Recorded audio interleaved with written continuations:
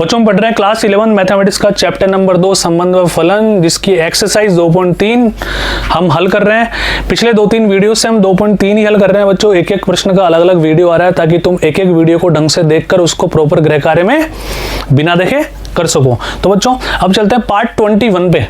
Part 21 का 5वां question बच्चों क्या कर रहा है, ध्यान से देखो ना। निम्नलिखित में से फलन का परिसर ज्ञात कीजिए। तो बच्चों तुम्हारी एक्सरसाइज का लास्ट प्रश्न है। इसी के साथ 2.3 का समापन हो जाएगा। फिर हम करेंगे विविध प्रश्नमाला, लेकिन उससे पहले विविध प्रश्नमाला आपको ट्राई करनी है, उसमें अच्छे क्वेश्चन है ना। फिर एक एक क्वेश्चन का वीडियो देखना है और फिर खुद का हाथों से सॉल्यूशन लिखने हैं आपको।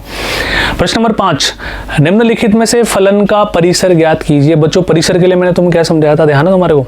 परिसर के लिए मैंने समझाया था कि पहले फलन को y की फॉर्म में लिखो, y के रूप में लिखो, है ना। तो हमारा फलन क्या है, y बराबर fx 2 माइनस 3x। यहां पर x का मान 0 से बड़ा है, इस बात का ध्यान रखना आप, है ना। ठीक है, तो y बराबर 2 माइनस 3x। ठीक है, तो 2 माइनस वाई बराबर 3x। x का मान कितना आ गया, 2 माइनस वाई बटा 3। यह मैंने पहली स्टेप कर दी जो मैंने तो पहले तुम्हें समझाई थी। कॉन्सेप्ट देखो आप, एक्सरसाइज शुरू होने से पहले प्रांत और परिसर के कॉन्सेप्ट है ना। और इसमें भी प्रश्न नंबर 2 देखना, उसमें मैंने सिखाया था तुम्हें रूट 9 माइनस एक्स स्क्वायर वाले प्रश्न में, है ना। y की फॉर्म में आ गया। अब हमें क्या करना है, इसको एज ए डोमेन काम करवाना है। अब हमें इसकी डोमेन निकालनी है। तो डोमेन क्या होती है, y के वे सभी मान जिनके लिए फलन परिभाषित है। तो y के क्या क्या मान आ सकते हैं ना। अब ध्यान से देखो, यहाँ पर इसने पहले बोल दिया कि x का मान 0 से बड़ा होगा। अब यदि x का मान 0 से बड़ा है तो हम क्या बोलेंगे, 2 माइनस वाई 0 से बड़ा होगा। बोलो हाँ है ना।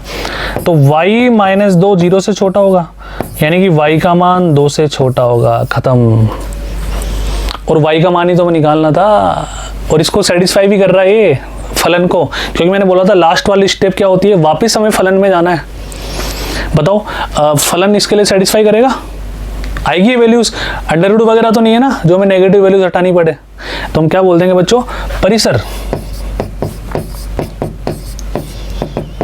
y जहां y एक वास्तविक संख्या होगी तथा 2 से छोटी होगी, खत्म।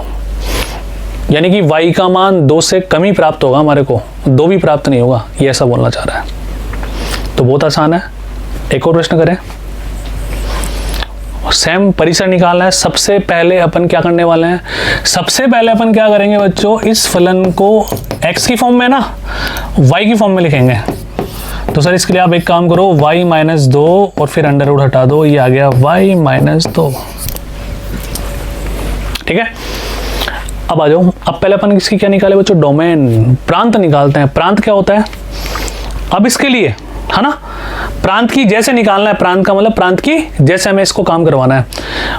y के वे सभी मान जिनके लिए x परिभाषित होगा, है ना। तो अपन क्या करेंगे इसके लिए, तो बच्चों हम क्या बोलेंगे, y माइनस 2 है ना, वो ग्रेटर देन इक्वल टू 0 होना चाहिए।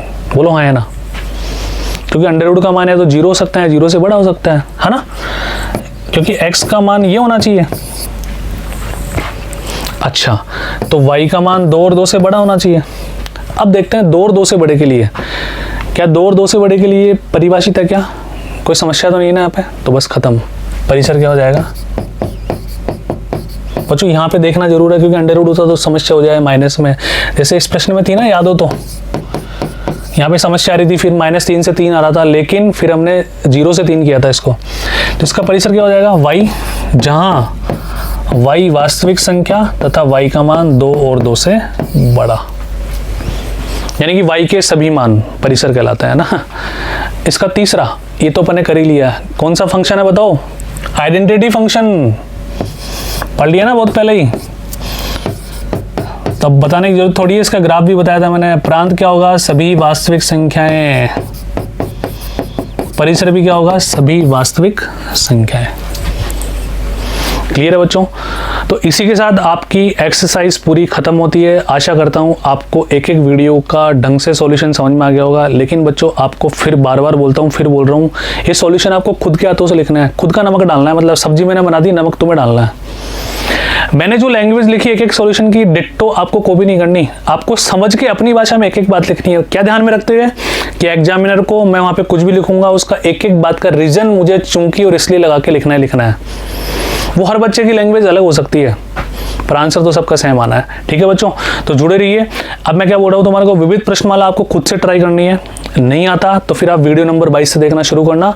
वीडियो नंबर 22 से हम विविध प्रश्नमाला को हल करना शुरू कर देंगे। तो जुड़े रहिए ई विद्या से। Thank you so much, bye bye.